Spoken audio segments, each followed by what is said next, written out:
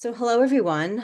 Welcome again. It is my pleasure to welcome you to this Wheaton conversation with our summer 2025 fellows, Kris Rumman and Rebecca Arday. I am Pamela Weichman, the Director of Education and Artist Services at WheatonArts. I am broadcasting from Southern New Jersey, which I recognize as traditionally the land of the Lenni Lenape. Wheaton Conversations is presented by PNC Arts Alive, the United Nations International Year of Glass, and the Art Alliance for Contemporary Glass. We thank them for their support. Through membership, donations, and shopping at shop.wheatonarts.org, you can show your support. Please consider exploring these options so we can continue to offer free programs like this. It is my pleasure to introduce our moderator for this program, which some of you may know, Alexander Rosenberg. Alex is a Philadelphia-based artist, educator, writer, and the glass studio director at WheatonArts. He earned a Master of Science in Visual Studies from MIT and a BFA in glass from the Rhode Island School of Design. He is a founding member of Hyperopia Projects, headed the glass program at the University of the Arts from 2010 to 2017, and was a member, an artist member of Vox Populi Gallery from 2012 to 2015. He was cast on the Netflix series Blown Away in 2018 while teaching at Salem Community College. Alex, thank you so much for joining us and for leading our conversation. Pam, thank you so much for the introduction, and attendees, thank you so much for tuning in. I do want to say I've had a chance to, we've really enjoyed having Becca and Kris with us these past several weeks. I've gotten a little bit of insight just by being around the studio into what they're working on and what their work has been historically, and I am really excited to see this program and get a more fuller picture of what that is. First, a little bit about Becca. Becca's work is kind of a synthesis of art, science, and history, which often appears in sculptural objects made of glass. Becca has a BFA from Rochester Institute of Technology, an MFA from Ohio State University, and has exhibited her work internationally. Currently teaches at Alfred University in New York. We're very excited to hear from Becca. Kris Rumman is a Palestinian-American artist whose work kind of is between sculpture, performance, installation, and primarily glass, or kind of glass interfacing with all of these formats. She holds a BFA from Bowling Green State University, an MFA from Tyler School of Art and Architecture, also has exhibited her work internationally and currently lives in Brooklyn. So once again, very excited to hear from these two. I'm going to pass it off to them to tell a little bit more about their practice. Well, I just want to say thank you for having us both here, and it's been a really wonderful pairing. So whoever made that happen, a deep thank you. It's been awesome to work alongside Becca in the studio. We're both kind of working through some casting processes. So it's exciting to sort of share information and go back and forth. I also just want to have a moment to say how deeply important and the times like time to work in the studios like this, especially and particularly this studio that's been set up by a glass caster. It's very rare that a glass studio has a format that serves that so fully. So it's been a pleasure. And also just really thinking about, arts institutions at this time and how powerful it is, I think, for artists to have opportunities like this to make the work. So for all those that support Wheaton, please keep doing it, because it has deep impact on folks like me and many, many other people that come through this space. So for this little conversation, feel free, to jump in with questions in the chat. And I'll try to pause a couple times throughout the talk so that I can answer things. And if something comes up, I'm going to move through slides pretty quickly. I want to share first just some origins, like why am I a glass person? What about glass drew me in? And then a little bit about my personal history, a couple of projects, and then what I'm doing here at Wheaton. I love questions and really want to open up space for all y'all out there. So chime in. When I was a very young person, I had this kind of cosmic experience with glass, and I think it's funny because glass, or like even preparing for this talk, there are things that come up over and over and over again that shape the way that I think many artists work. And this was one. This was just like a very simple glass of water on a kitchen table. It was winter and the light was coming in kind of long and sideways. And I was deeply captivated by this moment. And what it really was in my reflection now is this sort of cosmic alignment and glass as a tool to reveal something beyond what I could see with my naked eye. There was a kind of a secret world that glass could um, like inform me of. So I think about that a lot now. And, you know, we're so integrated with this material, and so much of our lives are mediated by glass. Look at us right now. We're all sitting in front of screens, and this is a way of connecting. So it has such a powerful impact on our perception. And I think there was something at a young age that sparked that curiosity and that ongoing, you know, kind of pursuit. So I really thought a lot about the lens as a framework, and I think the lens shapes a lot of what I do and how I think about my work. And I feel like try to be a student of this world and attend to what's happening, both um, on personal levels, but also on global and political levels, and also understand my own deep, deep subjectivity within that, and also try to understand just beyond the lens that I have. Um, so an early project that I'll share was just kind of a very basic exploration of um, glass as a mediating tool. I also was really interested in this material as interactive. Glass, I think, oftentimes is sort of precious and untouched, and I wanted to kind of create something that could spark that same curiosity I had, and also offer an avenue in for people, not as viewers, but as participants. And I think that theme kind of comes up even now as I think about the role of art and artists today. So these are some objects that were early, but they were combining these things, the form, a volume, a glass object, and water movement, and then the image. So there were some things in here I think, you know, are connected. I explored technical cane practices and kind of thought about, you know, as I became more entrenched in blowing techniques and Italian influence and all of that, I started to work with those ideas. The lens and replicating that lens. Later, they became kind of performative objects. I worked with dancers to kind of think about them in more active ways of engagement and interaction. This was an amazing performer, Miriam Ramirez, that worked with some of the objects that I made. It was very exciting for me. Again, this project continued in another framework, kind of combining blown glass objects and image. So I made these sort of what I call handhelds. And again, like referencing that framework, that subjectivity, that our own perspective. I'll share this little video.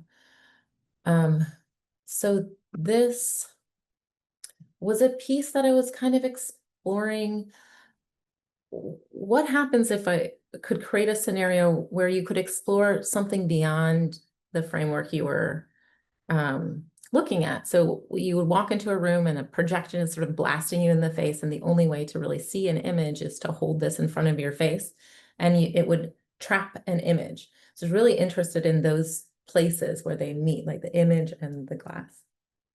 And also throughout this video, there were several words that you could explore and try to find. So it was really asking the audience to sort of move beyond their own sort of perspective and discover something just beyond, or maybe there was more information out there. So some more images of that kind of project. And I think the lens was such a potent idea for me because I kind of grew up in multiple worlds. I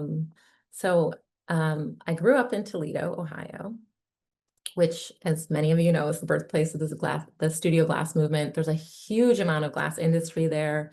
There's the automated bottle blowing machine was invented by the Libby Glass Company. There's Pilkington NSG, which makes float glass, which later I had a residency with. There's John Mansville, who makes industrial materials. So really like glass heavy area, much like the Wheaton area. So it's exciting to be here. So Toledo just had this material kind of innately a part of the culture in the world that I was kind of moving around in. My mom was also an artist, so I got to sort of see things through her curious lens. I think I was rooted in this kind of Midwestern Rust Belt city. And I also had this access to a really vibrant, very loud, very fun family that was rooted elsewhere. So a lot of what I kind of grew up with this sort of multiple worlds. And that world was here. This is Palestine. And so a lot of my perspective was looking from the outside in, a sort of diasporic position. So for some reason, Google Maps has a very hard time being accurate about Palestine, but here it says it's here. It's noting it here. It's actually right here. And over the course of the last 75 years, Palestine has changed a lot.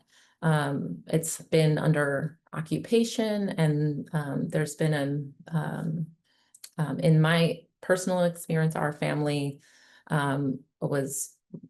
came to the U.S. through forced migration in 1967, which is when a major land loss occurred and a major claiming of indigenous Palestinian lands by the advent of the state of Israel. This is 2010, which you can see even at that point, our, lands were separated. This is supposed to be all Palestinian controlled land, but it's kind of divided into these different categories and then separated by checkpoints and walls. And so to be there is a pretty difficult thing. And as many of you know, getting more and more difficult. But the Palestine that I grew up with and heard about was vibrant and filled with warm family and delicious food and a really, so many stories. So again, I think that understanding of a place came through a sort of filter of my dad's and my aunt's memory that was sort of frozen in the 1967 era. And much has changed. This is my aunt right here, and my cousin. But this is, the Palestinians have been in this land for many, many years, along with many other people. And these are some of our traditional robes. These are called thobes. Each of these breastplates represent a certain town and have their own unique sort of motifs. My aunt has a heritage center there that sort of protects a lot of our craft objects. There's a major glass tradition in Hebron, which is a city in Palestine, right about here. And for all of you out there that love glass, the blowpipe was invented in the Syro-Palestinian region in like 50 BCE. So the legacy of glass has continued in that region despite occupation and strangling restrictions on that material and how it's produced and how you can get things in. So places like this in Palestine that preserve those things are essential for that tradition to carry on. But I love this image because it kind of embodies this positionality of like really hearing about Palestine in this like really lovely sort of utopic way. I mean, you know, from the delicious foods that we grew and our olive trees there, and this sort of idealized sense. And then, you know, just beyond the frame is this like reality. So I think that that double perspective always was something that influenced me, and also what we would hear here in the news versus what we would be, what I would know my family who's still there in the Bethlehem area, what their experiences are. But it was this very uncomfortable position where, you know, we sort of feel like not enough American and not quite enough Palestinian. And so there's this sort of space in between. So I'll share this, let this play a little bit.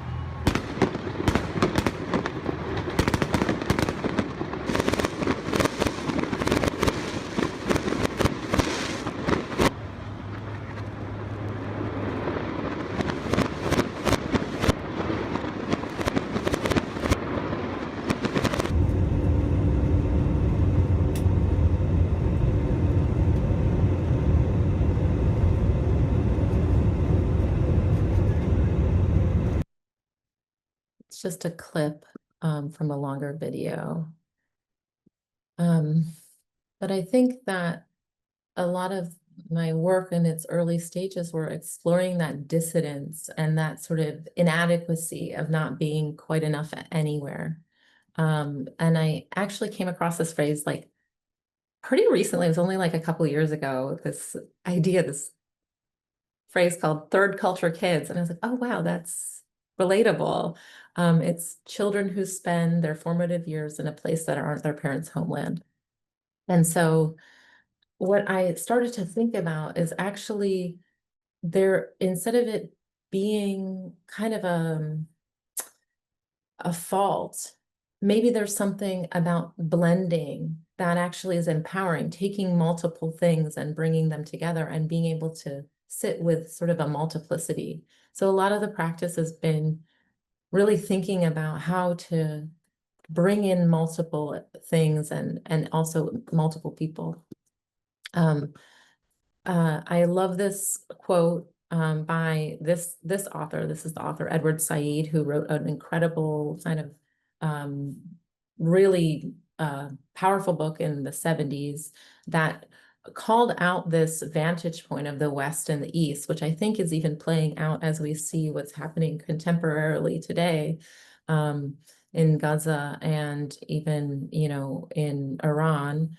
But we're, you know, our American perspective of the West or of the East doesn't really represent the things that I have experienced and what I know of that. And so actually you know, the East is often viewed as sort of backwards or exotified. And this, you know, this allows a certain kind of supremacy and a rationale for, you know, a lot of imperial projects that are, you know, being played out, you know, for many years and very actively and right now. But this quote that I love by Edward Said is really like so beautiful. It says, "The more one is able to leave one's cultural home, the more easily is one able to judge it, and the whole world as well, with the spiritual detachment and generosity necessary for true vision. The more easily, too, does one assess oneself and alien cultures with the same combination of intimacy and distance." So with that idea of being able to move beyond our own perspectives and really learn and understand larger systems that inform those perspectives, um, I'll share a couple of projects quickly that kind of, you know, I've been thinking about them differently now because I'm, you know, you're evolving as you make things, and you're evolving as you um, in your understanding and your relationship to things. And so, you know, I'll show you sort of a progression that I went through. So a project that I really like is called Local. And it was sort of claiming that as a as an idea. Local, what is that? What does that mean? What does it mean to be local? And who gets to be local? Um, and so this project is this tiled area that you see on the bottom here is actually made of spices that I sift onto the floor. It includes like a big door that's a two-way mirror. This material is something I really like because I'll talk a little bit more about it in another project. But a door and a window, I think they function differently. A door is about kind of physical negotiation and boundaries and space, but a window is sort of a space of ideas and imagination. So I'll share a little bit more about that. I borrowed these patterns from this amazing resource that I found when I went to Palestine, and stayed in our family home there. And this book documented all of these incredible Palestinian homes that were built, you know, in early 1900s or, you know, into the early 20th century, and have all these like resources. This book also was able to historicize those homes as a layer of protection against any occupying forces, which at this point are not, you know, being, there is no standards. There's, uh, you know, these homes are being claimed and people are being resettled. But I wanted to make a house. I wanted to make a home for myself and also a home that, you know, I wanted. And so I put these different rooms in here. There's the Lewan, which is kind of a main area in a Palestinian home. It sort of has all these rooms that go off of it. I put a porch, a bedroom, a kitchen, a studio, a library, because my dad started a library in his home, in his childhood home. And then I asked my dad to sort of select tiles that he remembered from his house because he hasn't been there for 40 years. So we worked together on the project of kind of making a space for ourselves. So this is the pattern he chose for the Lewan, that main space. It's in fact not accurate, but memory is deceiving. And I got to install it in a couple of different places, but the project really was about like laying this tile and creating this space. And as you see, it's very, you know, fragile. And I was curious to know what would happen and how people would interact with that. I didn't give a lot of rules, but there's clear boundaries and delineated areas. But it was really about what permissions might you give yourself when entering a space. So again, these are the tiles, and right below you can see the sort of filters. What are those called? Screens. This is it installed at Urban Glass. I'm laying tile, so it has this performative act, but it's really passive performance. And the other thing that happens with this is that the spices are really, really powerful. So it fills the room. And I really like that aspect because I think memory is a really interesting thing to work with, because if you smell the smell for the first time and it's sort of an enjoyable experience, or there's something curious or open about it, then maybe the next time you smell that smell, it's imprinted something and shifts the way that you might approach that in the future. Or if it's something familiar, maybe it gives you something warm and inviting. So smell has this, it's like actually connected to our ancient brain. And so what happens before this part, the brain that gets filled with a lot of information and can reach behind that. I installed it at Vox Populi. That's exciting that we were both members, Alex. And it was treated differently in different spaces, and the way it was laid out was different. And it was really it was a very difficult project physically, because laying these tiles, there were 3 layers each, it took a lot of time. But people kind of treated them as they wanted, and so that was a little painful for me. So the next project I started making was sort of thinking about protection and architecture, a speculative architecture project that was flexible and could bend and move and avoid things. And this is when I was working with Pilkington glass, and this is that material I like so much. I'm going to flip through these pretty quickly. But I was thinking about structures that could not remain static, but forcibly transform and reanimate themselves in different areas. Sort of what would happen if we could have buildings that could sustain bombings or other things. So this was sort of a really speculative imagination, giving myself a lot of permissions, but working kind of technically with the glass company. This is me trying to build this object, freaking out. I put it together with zippers. It became a piece. The project's called Body Building, one for a body and one for a building. So one for a personal subjective body, and then one as like a sort of a offering to the universe about what could we do. This is different iterations and thinking about transformation and how many ways we can reuse and reinvent the same object. It also was a part of a performance, which is very exciting for me. And the final project I'll share is this project called Watchers. And this is thinking about like really owning my own positionality as like somebody witnessing. This I was made in January 2023.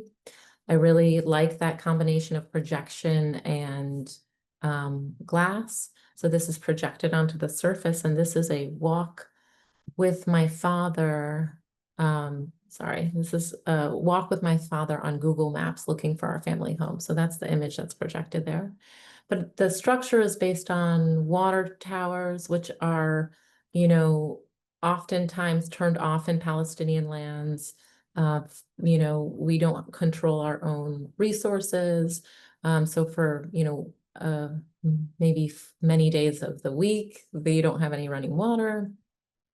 It also was based on these sort of military watchtowers.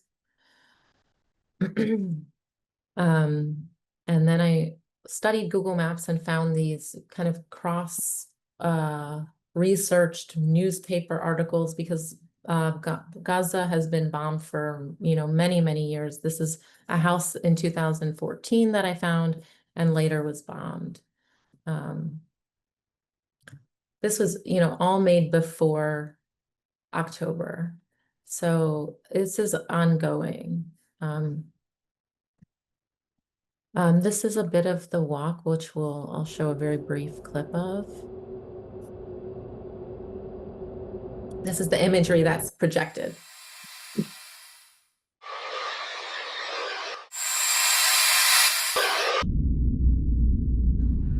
المجموعة البابوية البيتجالية. This is for, yeah, okay. This is like the Pope's headquarters in Bejala.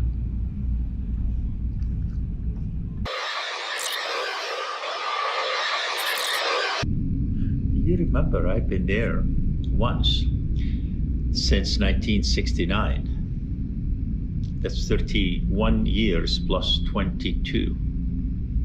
53 years, and I have been there once in that time.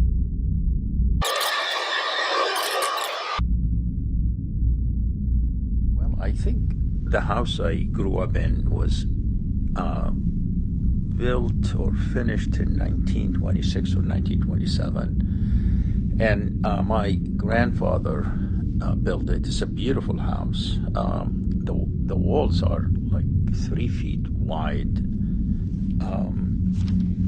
and built from solid stone. I really liked going up on the roof because if you look to the right, you have a clear view of Bethlehem, and if you look to the left, you also have a clear view of Jerusalem, and you just felt you're on top of the world. So I've been looking at Google Maps for the last 10 years, visiting Palestine, and also understanding how it's represented and what is represented and what is not represented. For example, many Palestinian villages aren't mapped, but settlements, which are illegal under international law, are actually mapped on Google. This is an image that is actually erased very recently, about a week ago. About a month and a half ago, Google updated their imagery of Gaza from 2023 to 2024, so you can see. And then about a week ago, they removed all of that. These are all schools. So here at Wheaton, I guess I've been really thinking about, it's been almost about 2.5 years of witnessing a genocide and the mass, murder and destruction of an entire people that are in a controlled and trapped landscape with no way out. And that we never before have we had more access to information, and yet this has been made permissible by this world. And I'm thinking a lot about the role of art and what does it mean to make things, and what in this moment do we need? And so I think a lot about the people that inspire me, and those are artists, because I think artists, what we do is we take it in and we learn how to hold it and not ignore or erase or whatever, but we hold these things, digest them, and give them back to the world. And that processing is powerful, and it's a tool for so many other people. And I'm sure so many people out there are, taking in whatever is inspiring to them and processing that. And that is a skill that you can apply. That is a tool that we have as artists. And I think we're savvy, we're problem solvers, we know how to work together and in community. And as we're facing some difficult times, I think that what I have found is really like leaning into the skills and the communities that are out there has been deeply healing and powerful for me. So while I've been here at Wheaton, I've been, talking with Becca, and we're, having a lot of discussion. I've been reading this incredible book called Perfect Victim, and it's helping me to understand the internalized ideas of being relatable or pleasable to Western viewers, or, really pleading for, our humanity as Palestinians. And this book kind of really reframes a lot of things. And one of those things is, that Muhammad speaks about is, why are we only women and children? Why are we only elderly men? What happens when we are strong? Because that's not permissible to resist. And I've been thinking about that and thinking about what that, again, as an artist, what are the things that I need? I need to learn how to build my strength and offer that back. And so I've been making these slingshots. These are some these are some slingshots I made at Sculpture Space, and now I'm kind of working on them and translating them in glass. I really like these objects because they hold tension. This actually doesn't work unless this rubber band is there. It sort of splays open. And I'm thinking about, we do like, learning to hold this tension, I think is, really powerful, or has been for me. So I have been kind of translating them in here in the studio, making these kind of rocks, taking these kind of cool, very basic object sticks, and then kind of moving through the process of casting them in a hot casting them. I have a couple of other projects, but I think I'm being long, sorry. So that is what I'm up to. Thank you so much, Kris. I think we'll definitely have time for questions at the end, but I do want to just remind people in our audience that at any time you have a question, you can enter it into the Q&A box, and there'll be a couple pauses and some time at the end that we can answer your questions. So as you formulate them throughout, during the program, feel free to enter them right in. I actually do have one right now. Let me see. So Becca, you mind if let me just read this one before we kind of dive into the next one, because that was a nice response to that. This is for you, Kris. It says, in this moment in time, what do you hope your work evokes for other Palestinians? And what do you hope it evokes for non-Palestinian audience? I think for other Arabs, other Palestinians, I am looking to these incredible young people at universities that are standing up and, really fighting for freedom of speech, a very basic, very American idea. And this idea of resisting, to really, and what I needed is to see that in front of me. I needed to see somebody do that before I had the courage, So I hope, maybe it's ambitious, or but I hope that the more people that are taking that courageous role, like, we can inspire each other. And that's for everybody, this isn't just, Palestine. If you love, people, humanity, and you fight for that, then you're also, part of this. And I believe so deeply that these struggles are so interconnected, and the systems that are being used over there to oppress and just devastate an entire population are tools that can be used at any point. It's the same systems of imperialization that are happening. So I actually feel that working and finding ways that we're interconnected and not separate, there's so much more in common we have with each other than the differences. And I think that's where we can grow and learn. And we're not isolated. We just need to be curious and find other people and grow and be students. Like, you don't need to know everything right now. You just need to pay attention and ask questions and be curious. And, and I think, it's a wild moment in time. So we definitely need each other. Thank you so much for that. Well, like I said, we'll have time for a lot more questions at the end of the program. I'm going to pass it off to Becca.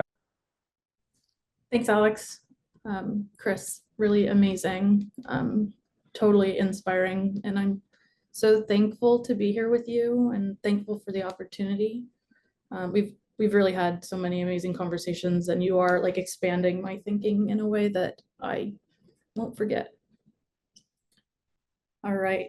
Yeah, so I just want to reiterate, first of all, thank you so much to everybody at Wheaton. It's been a truly special experience, and I'm really, really thankful to spend time with everyone here. Everybody at the studio has been incredible, and these opportunities are so treasured as really focused time to think about work and move things forward. And being able to be here with Kris, as I mentioned, is really bringing it into a whole another level. So the format of my presentation is going to be, I do start with a little bit of like personal history, and then I go through projects and sort of give an idea about how my projects develop. And I do have moments that are pauses where I would love questions. You can put them in the chat or in the Q&A. And there's a really good moment for questions, and it's a pause while we watch a little bit of a video. All right, so here we go. A little bit about me and my personal history. I grew up going through antique malls with my dad. He collects antique glass, and when I was little, we would go out on weekends to search for hidden gems in the Dallas-Fort Worth area, which was home at the time. And I developed a love of handmade objects and glass in particular from these outings.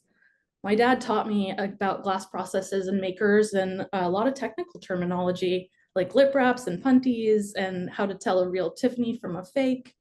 The price tags can be one-liner frameworks of history. Sometimes things are not actually how they're framed. And many, many, many other things. My favorite sections of antique malls are often these rows and rows of cases packed with like hundreds of things. And a parallel is this is an example in this image of one shelf in my parents' home with some of our finds. When I first encountered Victorian mourning jewelry at an antique mall, I was really fascinated. They're often made with human remains, such as hair, and I think they're a very interesting blend between a person and a thing. And to this day, I'm still really amazed that something that's so incredibly small, like a ring, could capture really gigantic notions and sentiments like love, loss, and mourning. When I was an undergrad at Rochester Institute of Technology, I began making a series of pieces that was incorporating found makeup compacts. And I was working from their existing frameworks to imagine additions. I was blowing overlay blanks, carving cameos, and instead of making idealized portraits of women, I was carving guts and bones. The stands that they're standing on are these hot sculpted parts that I cold work and assemble and oil paint to look like turned wood. I'm not a glass purist by any means, and one pivotal quote from my instructor was that my glass didn't need to go through the dishwasher. It still doesn't. The painting technique that I was using in these pieces is actually coming back in current work so many years later with some enamels. And to give you a little bit more of context as to what I was looking at the time, I was really interested in these Renaissance anatomy drawings. And I was interested particularly in the emotional effect of the subject and these like fantastical backgrounds. So like there's a rhinoceros, sometimes there's like boats and people sailing. Categorically, I find that they oscillate between being art and science and both in a way that I find really appealing.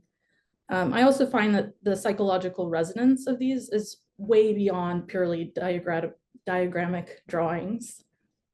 In my work, I'm often using glass to mimic other materials. This is an example of something I've looked at many, many years. Leopold and Rudolf Blaschka from the 19th century were using glass to replicate botanical and zoological models to make them everlasting specimens. And I really love glass for its ability to capture and create uncanny moments where perception is shifting from something that's familiar to something that's unfamiliar. On a trip to the Rakow Research Library at Corning Museum of Glass in 2018, I was walking through the downstairs hallway, and sometimes they have exhibitions there. And the one that happened to be up at the time was an exhibition of museum oddities. And one of the objects in that show was a piece of clothing that was made out of woven glass. Of course, I had to research it further, and that brought me to this dress and parasol from the Toledo Museum of Art collection. I've never got to see it in person, and I really would love to. By looking at this, my brain realized that I could pull glass fibers so thin that they could be flexible and braided like hair. I didn't know how to do it yet, so I did some more research. My work is often springing from some sort of historical research. When I was looking up glass fabric, I stumbled upon this video from 1944. British Pathé, I don't know if I'm saying that right, but these videos are available on YouTube and they're really incredible. From the video, I then constructed what I call a hair pulling machine, and I could pull glass so thin that I could braid it like hair.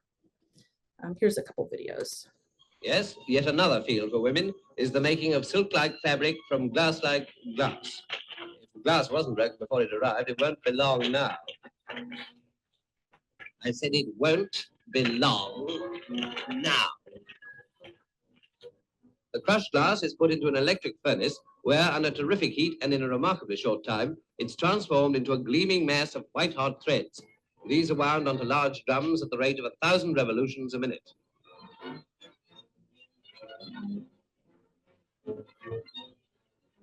Like a lovely silken fringe, isn't it? And it feels like that, too. But there's a silvery sheen about the threads that remind you of those fairy strands they used to decorate Christmas trees. Looks rather like a bride, doesn't it? So that video basically gave me all the information that I needed to figure out how fast I would need to revolve a drum in order to be able to pull glass hair. So with a really simple motor and a scrap 2x4, I rigged up a can from the grocery store and I was winding away. The piece that resulted is this hairwork study that I also titled That Which Bends Cannot Break. Glass for me is really interesting because it's often used for protection or containment, but it's paradoxically vulnerable. Glass, just like our bodies, is holding physical stress and it's subject to breakage. The glass in this piece is supple enough for me to braid, but if I bend it too far, it breaks into these sharp splinters. And I was working on this first series when I was in grad school at Ohio State. From there, I moved into this piece, Gossip Chair, also a bristly piece. And I was looking into the origin of this particular design. These gossip benches are chair table hybrids that emerged shortly after the invention of the telephone. So you would have your telephone be held on the stand next to your seat. And they were really popular in the first half of the 20th century. So what I was doing was I was taking borosilicate glass rods and cutting them up and then gluing them on the surface. And I was interested in visual fragmentation and distortion and obscuring, which to me paralleled the idea of gossip. And I also think that the way that I was applying the glass organically lends itself to thinking about it as some sort of invasive growth. This next work is called Withholding Breath, and it was made in 2020 during the time of the COVID-19 pandemic and the surge of Black Lives Matter protests. And it's merging candles and rings as embodiments of promises, wishes, devotion, and ceremony and social rituals.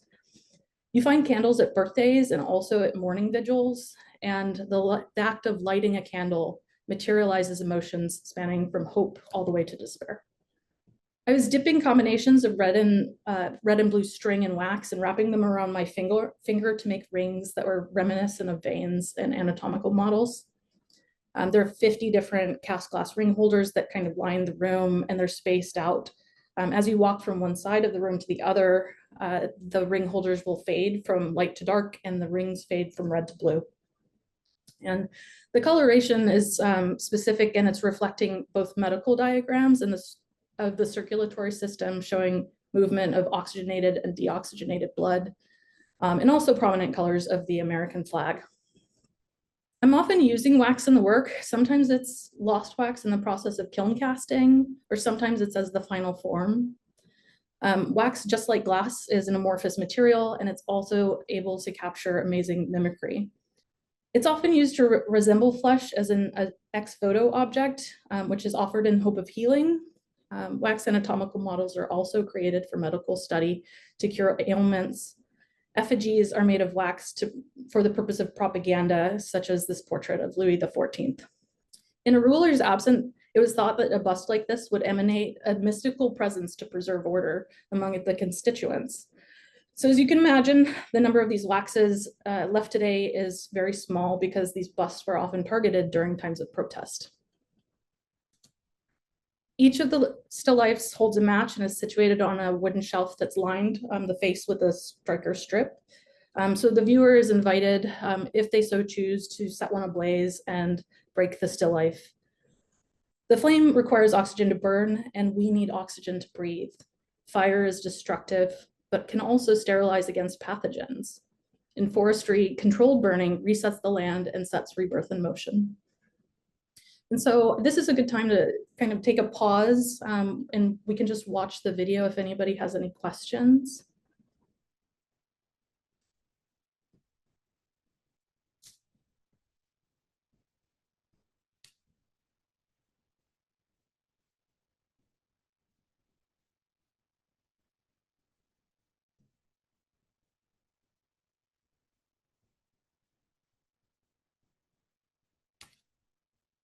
The video is about like 3 minutes long.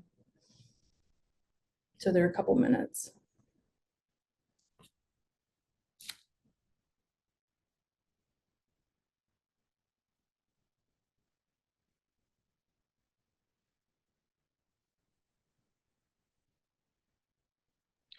Becca, can you say more about how and when these wax figures were destroyed? You mean like speaking about or I guess the wax figures of rulers? Yes. I mean, that's a good question. I don't know if I know exactly off the top of my head.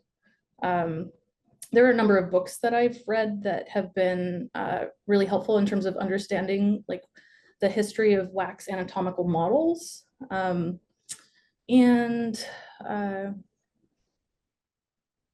Of course, I'm blanking.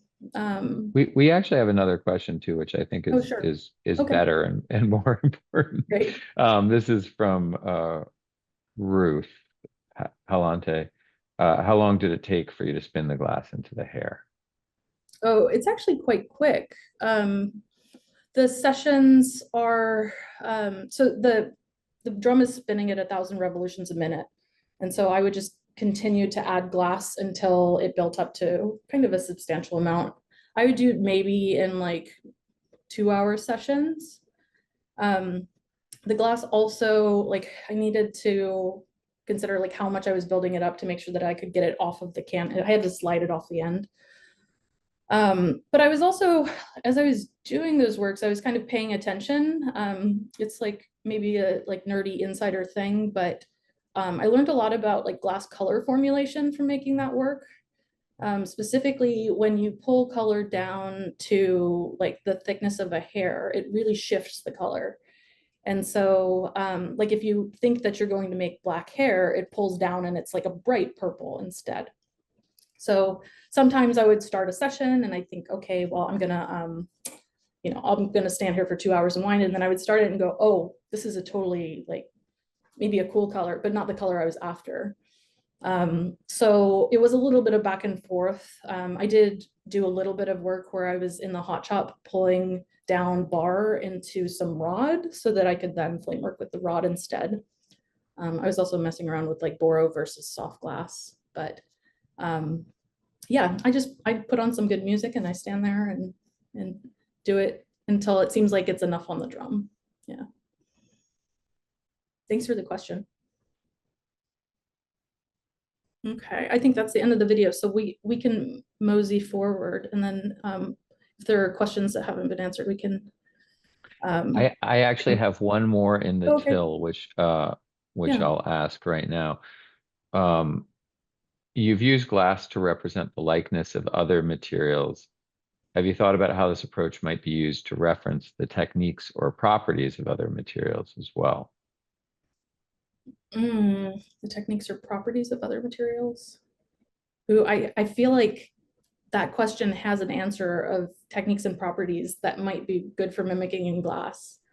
I guess I'm always, I don't know if this is going to answer that question, but one thing that really keeps me in the work that I do is that I'm always happy to pursue like a what if. So not every single thing has to be like a successful thing for me in the studio. And so if I get like a harebrained idea about like, oh, well, maybe if I have this like can and I put it on a motor, then this thing will work this way. I just pursue it. And there's a big graveyard of things that like didn't work, but I think just being like materially curious means that I am also thinking about how other materials work, and I do work mixed media.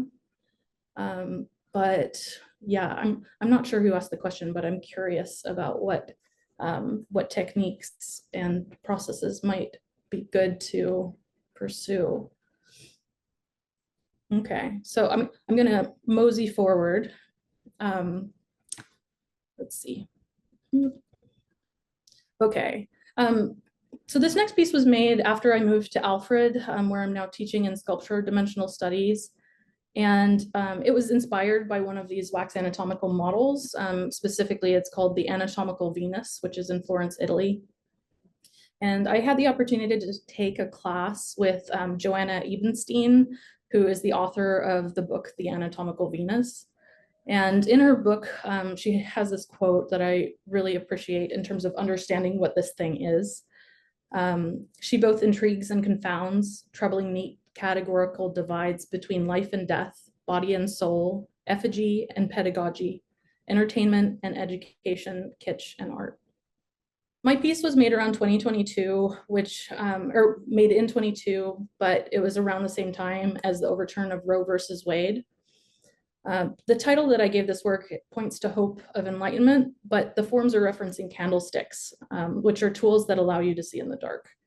Tools for survival, ultimately. A little bit of insight into like how I get to a form. The green candlesticks here that you see, these like mid-century modern ones, I found in an antique mall, and I looked at the tops and I just thought, wow, that really looks so much like the eye wash cups that were in my parents' cabinet growing up. And that made me think about like glass eyes, glass optical devices, the idea of seeing, enlightenment, being able to see beyond what's right in front of us. The past few years I've been working on this other series of core castings, which have also kind of scratched my itch for color formulation. Verity Tree is thinking about concepts of truth, presented histories, fabrications, and falsities. In an age of misinformation and AI, it's becoming harder and harder to know what's real. Verity is a noun, and it means a true principle or belief, especially one of fundamental importance. The work is a core casting, and it's combining this log form with a banister rail. The banister rail is actually a negative or a hole that's going through the length of the piece. You can see it in the bottom right. And the banister rail looks like it's there, but it is not there. I'm suggesting a ghost of the material that would have been removed to make the banister rail. What you're seeing is in fact false, and it's a constructed proposition that's maybe believable, but it's not really based in any true sense of history. There's no relationship between these two objects. It just looks as if there could be. These are a couple artists who I look at when I'm making this work. Sometimes I'm looking at things that I feel are in alignment with what I'm doing, and sometimes I look at them as a productive like antithesis to what I'm thinking about. So this is Giuseppe Pannone and Rachel Whiteread. Pannone's carved this tree trunk back ring by ring to turn back time. And he's doing it with like true accuracy. That is what the tree looked like when it was young. Rachel Whiteread has poured concrete inside of a house and then removed the structure from the outside. So she's transforming the negative space, or essentially the air inside of the room, into a positive form. It just feels like there's something that's aligning with what I'm thinking about. For the past 5 years, I've been working with the motif of the American Windsor chair. And I was originally interested in it because of its relationship to the body. I saw scooped seats and finger grips, and I was thinking about it as a mold by and for the body. These chairs are both functional, but they're also quite imaginative expressions of the makers, just like the thing that I was seeing in the Renaissance anatomy drawings that I was looking at during undergrad work. The chairs had this sort of sense of like, they were vibrant, and you could sort of see that there was like a level of joy within the maker. In 2021, during the COVID lockdown, I was making this work from my kitchen. And it's a series of dollhouse scale wax American Windsor chairs. So these are tiny, size of a dollhouse. Woodworkers normally turn wood spindles on a lathe with the chisel, and I was using my fingers, and I'm squeezing the wax and rolling it in my fingers, gathering, stretching, and whittling. And the work as wax is subject to deformation over time. For me, that was like the core of this work, is that it's ephemeral, it does not last. The wax figures are sitting on these translucent folded paper shelves that reference model making. And I was kind of connecting it to, I work in 3D modeling, and there's a ghosted view in the Rhino software that I was thinking about in terms of the quality of this kind of buoyant shelf. At the time, I was thinking about David Hammond's Blizzard Ball sale. His ephemeral material was snow.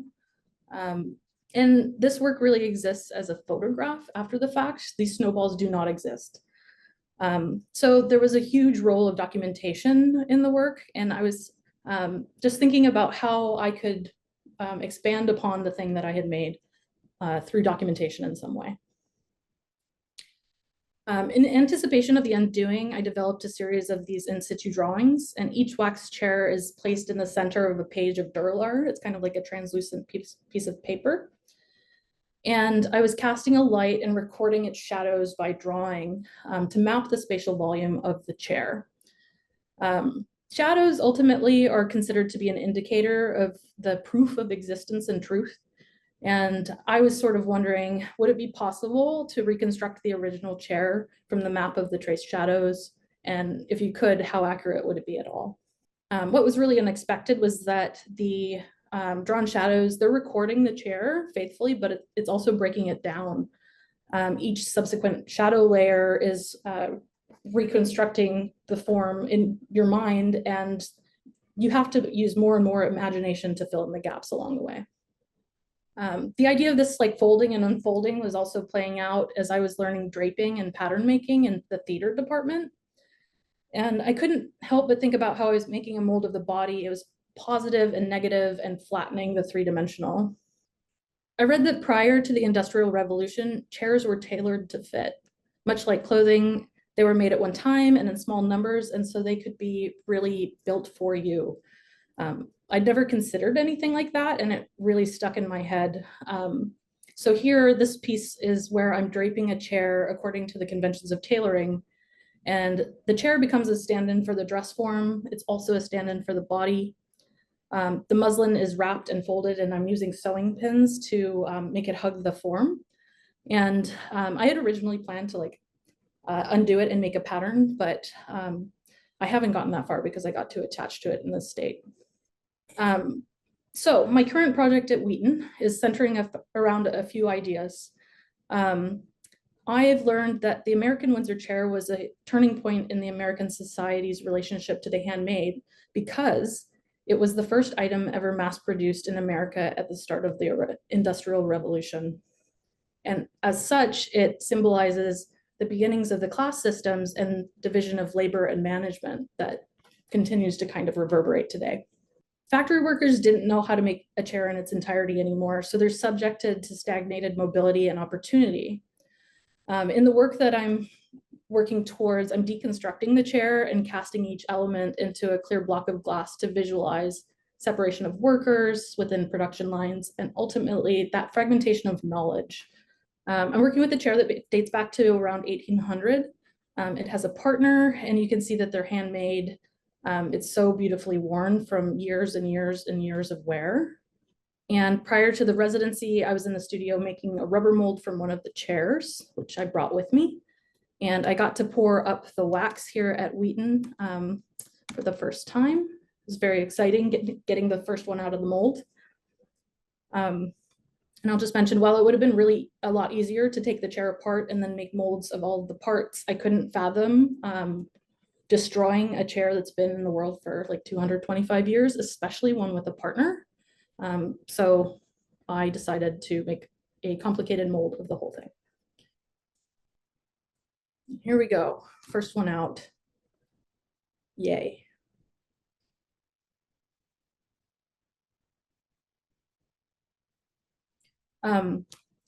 So I'm not a woodworker and I'm not a chair maker. So I'm having to do research to understand how parts fit together in order to approximate the joinery of the cast forms. So I'm using things like Rhino and 3D printing. I brought a 3D printer with me. I want all the parts to be as if they could go together, even though in the sculpture it's not possible. So here are just a couple studio shots. So I prepped all the parts in wax and made molds, and the first kiln firing is getting unloaded this evening, which is super exciting. The next phase that I've begun testing for is each of these parts is going to be suspended in a block of clear glass. So we had a great hot casting session and we're able to ladle some clear, put a casting inside and then ladle more on top. So these are a couple of the tests.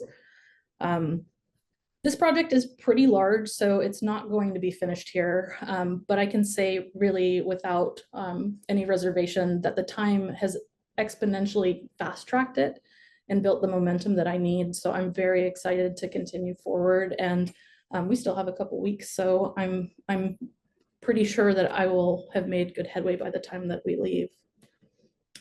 And that's it. If you'd like to follow along on progress, you can follow me on Instagram, and more work is on my website if you're interested. Thank you.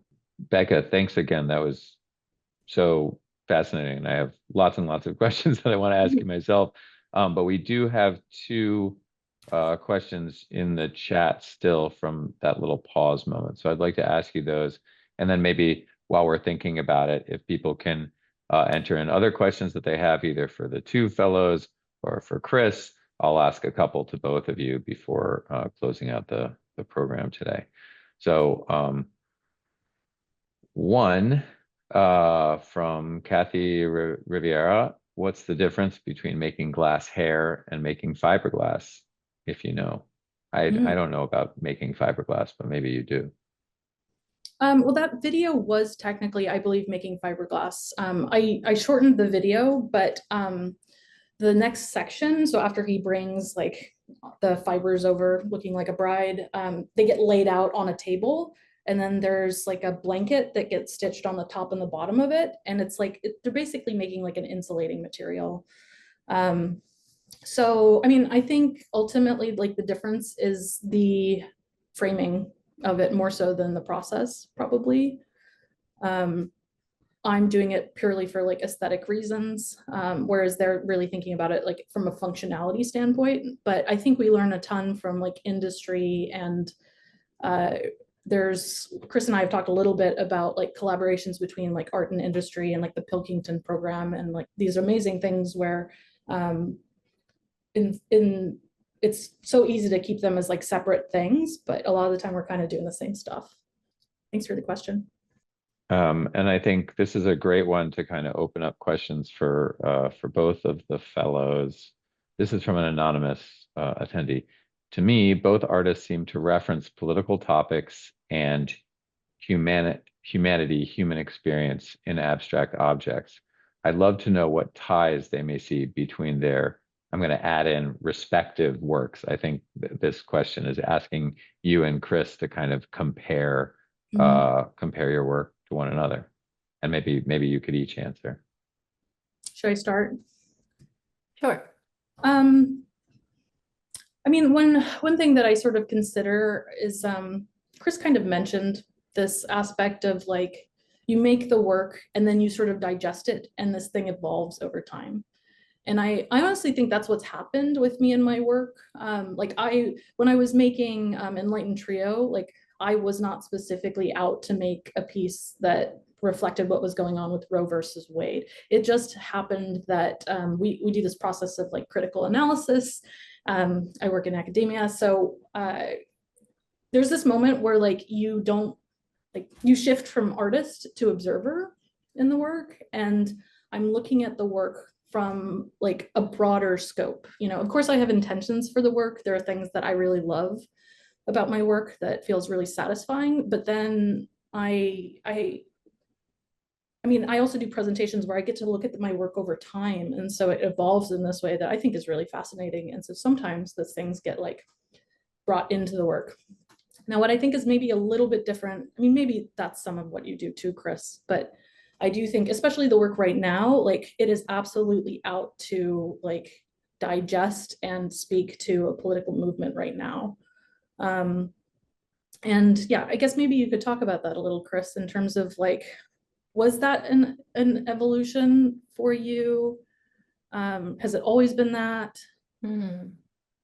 Yeah, I mean, I'm kind of, yeah, it was so exciting to hear about your work because I was like, wow, you know, we've been talking for the last four weeks now, and to see a more complete, you know, like run of the work, you know, it's all adding up, Becca. There's a certain kind of studiousness that I think is so exciting about the way you think about your things, and you're using particular objects, in my opinion, as these sort of like markers and shifts in like you know, culture. Like the chair is this major shift away from customized, handmade into sort of, you know, production and the removal of that sort of process. And so, okay, this was a question that came up for me. I don't know if I'm parlaying, but I was thinking I was about, actually okay, going to ask you to ask those, and so that's awesome. okay, it's a speculative question because I feel like your view is you're looking to past to understand like that moment, and what can we know about this moment from that moment. You know, there's sort of like the object is holding a certain value set within its construction, the evolution of material, like what was available, all that stuff. Okay, here's my question. What do you think would be if like this is a speculative future question. If we're 50 years in the future, what would be our object? I'm putting you on the spot, it's hard. But what would be our object? What do you think, would there be something of today that holds this contemporary moment for you? You don't really have to answer it. Oh gosh. But if Such a any, deep but question. maybe it's just, it can live in speculation, or if you have an answer, I'd love to know. Oh man, I don't think I'm gonna come up with it in the moment, but I mean, there's got to be something. There always is, right? And I guess, you know, ultimately, I'm gonna like steer a little bit away from the question, but I mean, ultimately, I think, you know, the thing that I like really, really firmly believe, and like it goes all the way back to like thinking about the morning jewelry, is that objects, like they hold the moment, and yeah, they hold the moment, they hold like emotion, they hold so much. Like I'm a really firm believer in like objects are really powerful things that can like teach us something. And I like, you know, I'm framing all my things within like these historical moments, but I can say like I never felt comfortable or like I was a good student of history by any means. And if I know anything about history, it's from looking at an object and then unpacking like what's going on there. And I think that's been like the most kind of exciting part of the ride. But yeah, I mean, it's interesting to like reflect on current day and like what that might be. I hope it's something good, but Yeah. yeah, I'm gonna keep thinking on it. I'm not gonna be able to answer that. Next body of work. Yeah. Um, Can I ask you a little bit? I know like we've talked and you were thinking about projects with like speculative futures. And so can you talk a little bit about like your interest in that? Like where you see that sort of being a like positive energy Mhm. for I mean art making, but also like for society. Yeah, it's new, I think. I think a lot of things that I've thought about were relating to this necessity to archive or um, protect or, document or make visible something.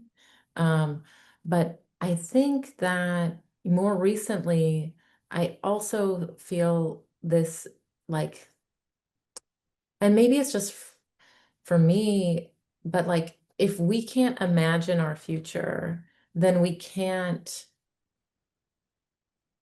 control it. Like if we can't have the permission to even imagine something that's possible, then we're replicating systems. And I think this is a time for extreme creativity. And what we do, we practice it every day as artists and as all kinds of people out there that are living their lives, doing their things. Like we're practicing this problem solving. And I do really believe in imagination as a pathway for, like clarifying our value set and despite whatever reality, you know, moving towards that thing. And, that's what I think is something that has moved for me in the last year and 2 years, or is like that permission to picture a future even, and to put the energy there and put the energy towards life, and what does it mean to live it and sustain it? So, I have one more popping up in the Q&A, if I can drop this one, and this is from our very own Patty Clune, who asking, saying first, thank you both for your presentations and sharing insight into your practices. Do you have advice for makers about creating a clear message in your work? Advice from makers. Kris, do you want to go first? sure. Okay, I might need, just gonna riff here. Well, I think okay. I feel like you innately are doing something. Like we don't have to understand it as a logic. Like there's things that drive us, and I think it's letting just continuing to persist, and then the meaning comes out. Like then we understand what happened or why or what those inertias were that brought us to those things. And I mean, you're making really cool technical glass and like amazing patterns, and you're describing today like difference of color and softness and like blowing through, there's information in there. So I guess it would just be to say, be curious about your own processes and be curious about your own interests. And you don't have to know everything. Just let yourself do things. I think we're in a world where we have to prove everything, and maybe there's more intelligences out there that we can't, that come from other places, and give yourself permission for that, I guess. Thanks, Kris. I guess I'm thinking about how I think I've found clarity in my own work. And I think that like so much comes from having a conversation, like having somebody ask you a question that you might not have considered. I think being like, especially when you're unsure about something, like being vulnerable and like asking somebody like, hey, could you just like, would you like to do a studio visit? Or that's hugely helpful. And honestly, like the most energizing thing ever is like, you start to have this conversation and then all of a sudden like these adjacent things kind of pop up. So yeah, I'd say like talk about your work. You are doing cool things, and the more that you can sort of like have those like sincere conversations, it is super, super helpful. And of course, like, I mean, I always learn so much by putting together a slide presentation. It really makes you synthesize in a way that like, it just doesn't happen all the time. I do think that like my making process and my my like analytical, brain that digests are like not the same brain. I'm not trying to like understand what I'm doing while I'm doing it. Kris was talking, we always have these conversations about like, what's going on when you're in the studio? And I'm like, I am like really paying attention to what I'm doing. And yeah, I think if you don't have a community yet, or like if you don't have like the format to like have these like sit downs, then like build that format for yourself, and invite people to like come to your studio. Everybody would probably love to. It's really, really helped me. That is such a generous response, and I'm going to quote both of you from that. And I wanted to say, I certainly I have a lot more questions for you myself, which I'll be able to ask you in person. But for those of you in the audience that might have other things come up, you can see contact information in the chat, and I'm going to send it back to Pam to close this out. Thanks, Alex. And thank you, Kris and Becca. This has been such an amazing presentation, and I've learned so much about both of your work. I always feel like I know the artists coming in because I read the applications, I read the artist statements, I read the proposals, and then these slides presentations happen, and I uncover, just like you said, Becca, there's this sort of new discovery that takes place for all of us involved. So I do appreciate your time and your energy, and your openness to share all this information with us and our audience. So thank you for that.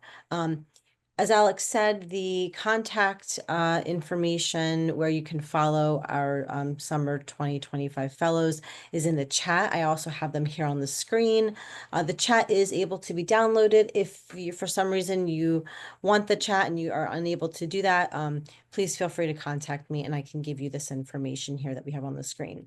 As always, we would love to hear from those that are new to this program or new to Wheaton Arts. So please feel free to contact me with any questions or comments that you may have.